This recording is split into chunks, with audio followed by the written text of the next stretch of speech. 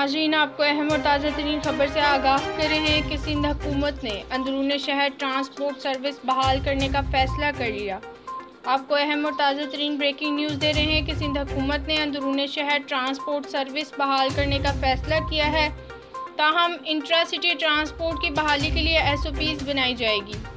आपको मज़ीद तफसीलात से भी आगाह कर रहे हैं कि ज़राए सिंध हुकूमत के मुताबिक वफाकी वज़ीर असद उमर की ज़ेर सदारत national command and control centre के इजलास में सिंध हुकूमत ने अपनी तजावीज़ पेश की। इजलास में वज़ीर रेलवे शेख रशीद ने ट्रेन सर्विस की बहाली का मुतालबा किया। ताहम सिंध समेत तमाम सूबों ने ट्रेन ऑपरेशन बहाल करने की मुखालफत कर दी है। आपको अहम और ताज़ा तरीन खबर से आगाह कर रहे हैं कि सिंध हुकूमत ने अंदरूनी शहर ट्रांसपोर्ट सर्विस बहाल करने का फैसला कर लिया है। इजलास में लॉकडाउन में नरमी कारोबारी सरगर्मियों की बहाली के हवाले से मुख्तलिफ तजवीज़ गौर भी किया गया है।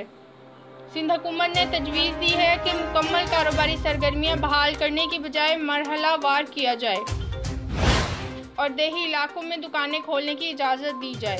सिंध हुकूमत ने पहले मरहले में छोटी मार्केट्स खोलने और बड़े शहरों में तजारती मराकज़ फ़िलहाल ना खोलने की तजवीज़ दी है। ये थी अब तक की लोकल व्यूज़ ताज़ा तरीन। मज़ीद किसी भी खबर से बाखबर रहने के लिए लोकल व्यूज़ TV को सब्सक्राइब करें। वीडियो पसंद आई हो तो लाइक और दोस्तों में ज़रूर शेयर करें।